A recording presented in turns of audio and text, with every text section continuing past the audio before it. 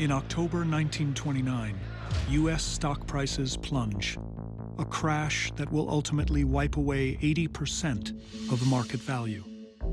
The stock market crash of 1929 and the resulting depression has a devastating effect on the nation as a whole. Factories are shuttered. Nearly a quarter of Americans are out of work.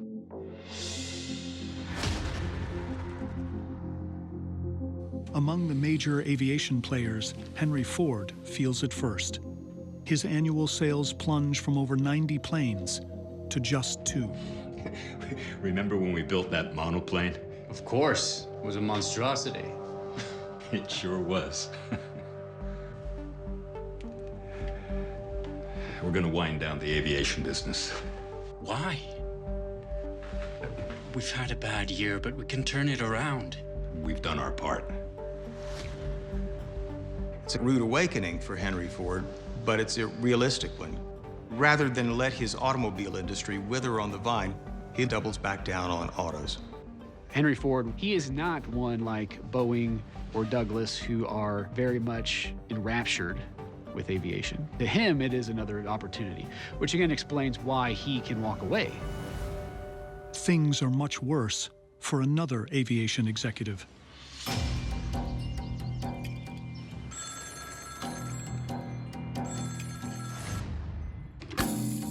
On March 31st, 1931, a 12-seat commercial airliner loses a wing and nosedives into a farm field.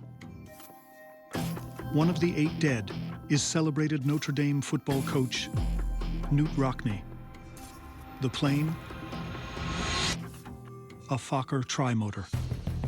The press is calling. They're asking about the plane. You don't want to be the guy that built the plane that killed America's beloved football coach.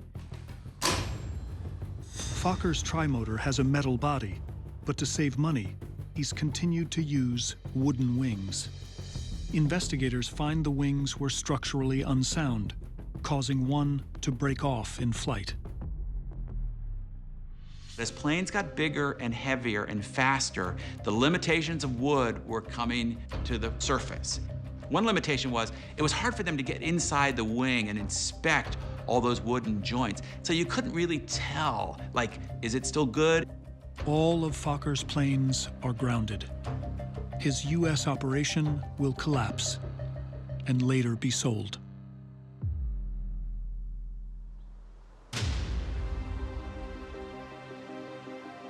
With 2 rivals fading fast, Bill Boeing sees an opening. It's important to remember, wealthy folks rode out the Depression in pretty good style. If you wanted to fly off on vacation and somebody had a way for you to get there, you could do it. Airline ridership is exploding and will double over the next 5 years.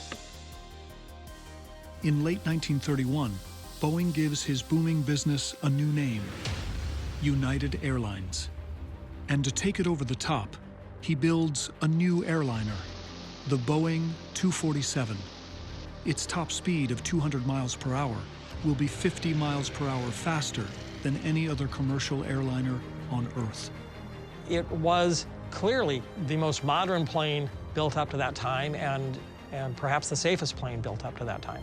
And one of the things that you hear people say about it most, even at the time, is just looks right. But the 247 has another innovation, one that has nothing to do with its design.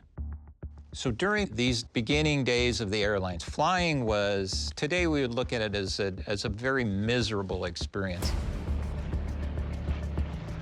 It was very rough. You flew low, flew through the weather, lots of turbulence.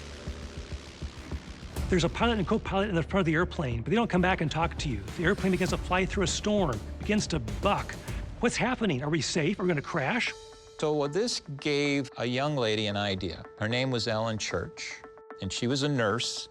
If you have a young lady on the flight who's a registered nurse, her presence will help to calm the passengers. Boeing is the first to deploy what are then known as stewardesses, the first modern-day flight attendants. Soon, every airline copies the idea. Boeing starts producing a fleet of 247s for his United Airlines, and it quickly becomes the new must-have airplane. But when rival TWA tries to order some, Boeing makes a surprising decision. Boeing said, we're sorry, maybe after the first 20 are delivered, we might be able to get you in.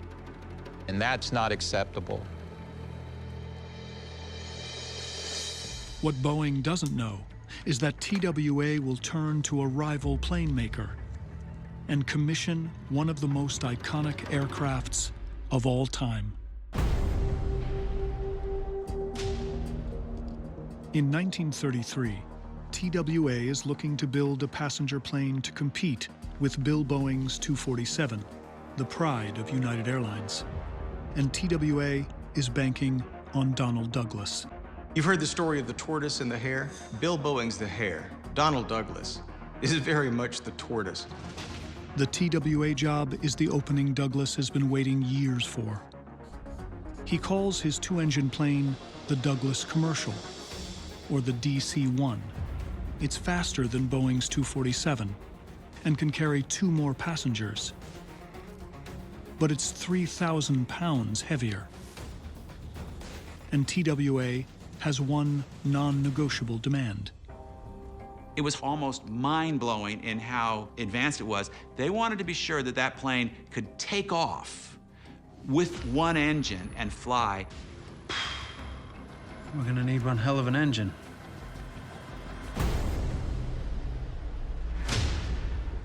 The test is set for September 12, 1933.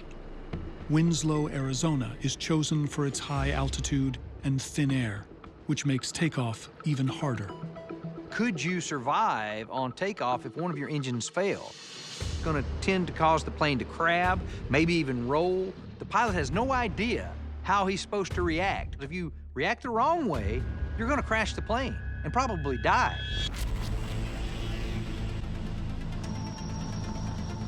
Can't you do it? We're about to find out.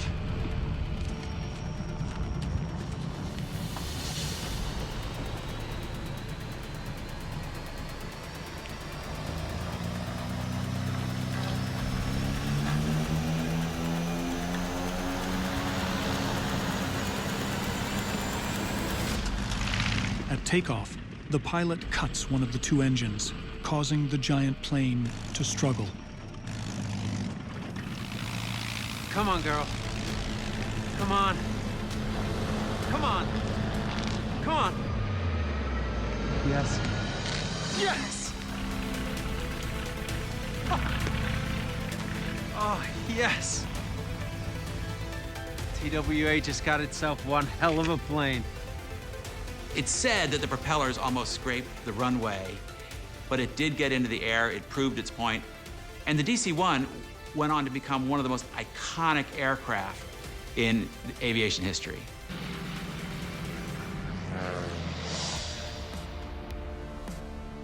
The airplane was so much better, better than anything, the 247, anything that was out there, that Douglas dominated the market. Within 3 years, DC planes, most commonly the DC-3, carry over 90% of U.S. commercial air traffic. By 1940, Douglas is raking in $61 million a year from DC orders, $1.1 billion today. If you've ever looked at what built America from an aviation perspective, it was the DC-3.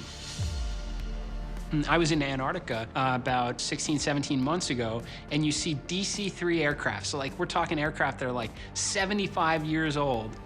They're flying scientists all around in the harshest climates in the world where other aircraft can't go. 13,000 DC-3s will be built, compared to only 75 of Boeing's 247.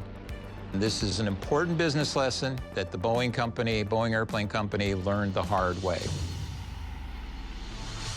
2 decades later, Boeing launches a new airplane that will dominate the market for years to come, the 707. Sadly, Boeing dies a year later, having never seen the dominance of the 707 and its iconic successors, the 747 and the 737, which will become the best-selling aircraft of all time. If you get on an airplane, the odds are very high that you're getting into an airplane built by the company that Bill Boeing built. In 1996, Boeing buys rival McDonnell Douglas in a deal worth more than $13 billion. It's hard to quantify the passion of these individuals. Getting involved in this industry is a gamble. So they were all risk takers. Each of them, they made their own imprint. These guys were brave and a little bit crazy to try and fly some of these things, but they pushed forward our civilization to what we are today. She was born to fly. She might just fly on forever.